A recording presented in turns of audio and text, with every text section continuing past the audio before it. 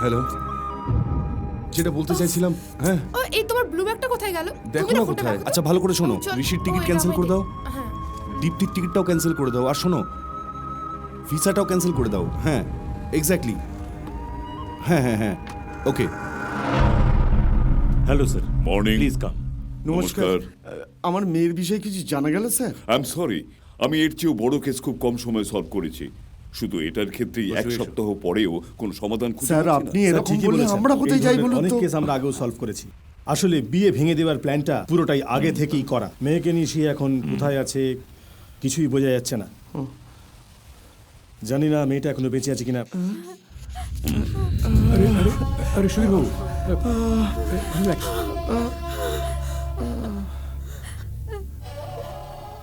আরে আমরা কনফার্ম নই, অনেক পরে ঋষি আমেরিকা যাচ্ছে, তাই ভাবলাম ওর ব্যাপারে কিছু বলি, কিছু ইনফরমেশন জানাবেন। ওকে চলুন উমেশ, কাম। কি করলে ঠাকুর?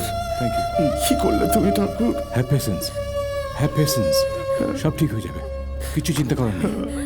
ওকে। পুলিশ তার হাত তুলে নিয়েছে, মেয়েটাকে ফিরে পাওয়ার আশা ছেড়ে দিতে হবে। শোনো সুনিতা, আমি বলতে চাইছি যে দেবতি আমারও নাতনির মতো, কিন্তু এই পরিস্থিতিতে আমরা কিই বা করব? বসুন্ধরা, ঋষি আমেরিকা যাওয়ার আগে আমি মনে করি কোনো মেয়ে ঠিক করে ওর বিয়েটা তাড়াতাড়ি দিয়ে দাও। আমারও একমত। দীপ্তির সিঁদুরদান তো হয়নি, কি হবে এবার? সিঁদুরদান হলেই বাকি, নিয়ম অনুসারে 7 পাক ঘুরলে তবেই বিয়ে হয়, বুঝলে? আমারও একই কথা, ঋষি আমেরিকা যেতেই পারে। আমেরিকা পরে যাবে, আগে নিজেকে সামলে নিক। আমার দুর্ভাগ্যের জন্য আপনার ছেলের জীবনটা যেন নষ্ট না হয়। হাদু সে এখনো বেঁচে আছে কিনা, হয়তো আমাদের সবাইকে ছেড়ে দীপ্তি অনেক দূরে চলে গেছে। বিয়ে রীতি মেনে শুরু হলেও সিঁদুরদান তো হয়নি, তার মানে বিয়েও হয়নি। এর মধ্যে আপনার ছেলের অন্য কোথাও বিয়ে দিলে কোনো আপত্তি নেই। ঠিক আছে, বন্ধ করুন। সব বলছেন আপনারা, সিঁদুরদান করলেই শুধু বিয়ে হয় নাকি? বাকি সমস্ত জিনিসের কোনো দাম নেই, কোনো মূল্য নেই? আপনি যে কন্যাদান করলেন, আমি গ্রহণ করলাম, তার কি কোনো ভ্যালু নেই? হাতে হাত রেখেছি, সম্প্রদান হলো, তা কি টাইম পাস করছিলাম? কেউ জানে না দীপ্তির চোখের প্রথম চাউনি আমাকে দেখে কি বলেছে। ওর চোখ পরিষ্কার বলে দিয়েছে যে আমি ওর জীবনের একটা অঙ্গ, এমন একটা অঙ্গ যার জন্য আমরা দুজনেই বছরের পর বছর অপেক্ষায় ছিলাম। আমি সবসময় বলতাম না যে প্রেমের জন্য অনুভূতির দরকার, যেটা আমি আজ পর্যন্ত অনুভব করতে পারিনি, যেটা ফার্স্ট টাইম আমি দীপ্তির চোখের দিকে তাকাতেই দেখতে পেয়েছি। দিদি, তোর সেই অনুভূতিটা কলেজে জুটেছিল। তুই একদিন আমাকে বলেছিলি না যে বাবা মা না মেনে নিলেও তুই জামাইবাবুকেই বিয়ে করবি? কিন্তু সেই সময় আমি ভালোবাসার টানকে বুঝতে পারিনি। উদয়, তোর তো লাভ এট ফার্স্ট সাইট, সে তাকে র্যাগিং করার সময়। আমি তখন ভাবতাম যে ওটা কি করে সম্ভব হলো, কিন্তু আজ আমি বুঝতে পারছি প্রেম কখনো বিশেষ মুহূর্ত বা বিশেষ জায়গায় হয় না। প্রেম কলেজে হতে পারে, র্যাগিং করতে করতে হতে পারে। আর আমার বিয়ের মণ্ডপে সেটা হয়েছে। যখন আমি দীপ্তিকে প্রথমবার দেখলাম, তখনই আমার প্রেম হয়েছে। I fail in love. আপনাদের শাস্ত্র, আপনাদের সমাজ যা কিছুই থাক, কিন্তু দীপ্তি আমার স্ত্রী, ও হলো আমার লাইফ পার্টনার। যে যা খুশি বলতে পারেন, but she is my wife. পুলিশের কথা শুনে আমি ভয় পেয়ে গেছিলাম, কিন্তু তোমার কথা শুনে আমার দৃঢ় বিশ্বাস যে দিদি এখনো বেঁচে আছে। আমি তোমাকে এখানেই কথা দিচ্ছি যে যদি আমাকে 7 সমুদ্রের ওপারেও যেতে হয়, তবু আমি দীপ্তিকে ফিরিয়ে আনবো। সাব্বাস দাদু ভাই, সাব্বাস। পূর্বপুরুষদের রীতি মেনে বিয়ে করাতে আমার মনে হয় এটা তো শুধু একটা ইচ্ছে পূরণ, কিন্তু ওই পূর্বপুরুষদের প্রতি তুমি যে শ্রদ্ধা দেখিয়েছো আর তোমার প্রেমের প্রতি তুমি যে সাহসিকতা দেখিয়েছো, তার জন্য সাব্বাস।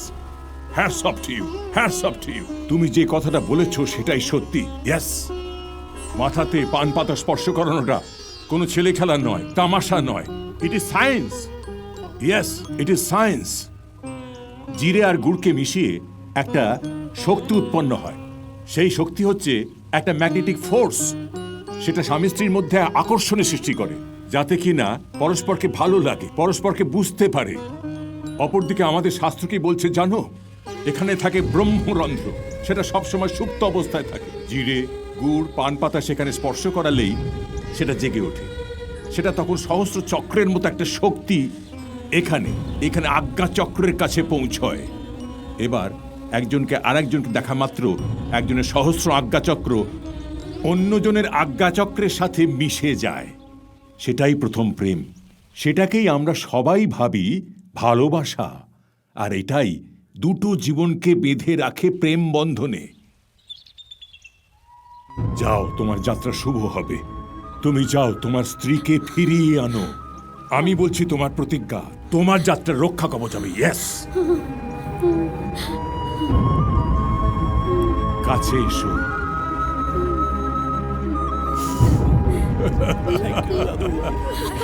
রিল্যাক্স।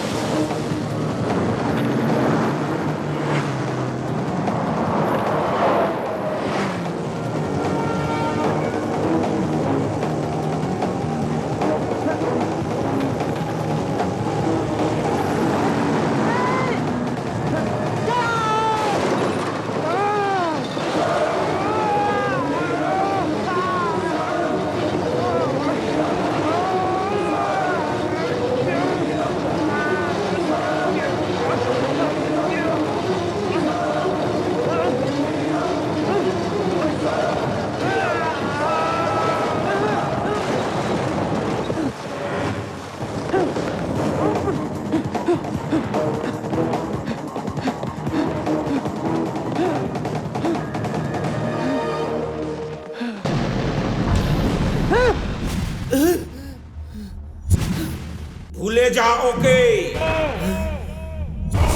ভুলে যা ওকে।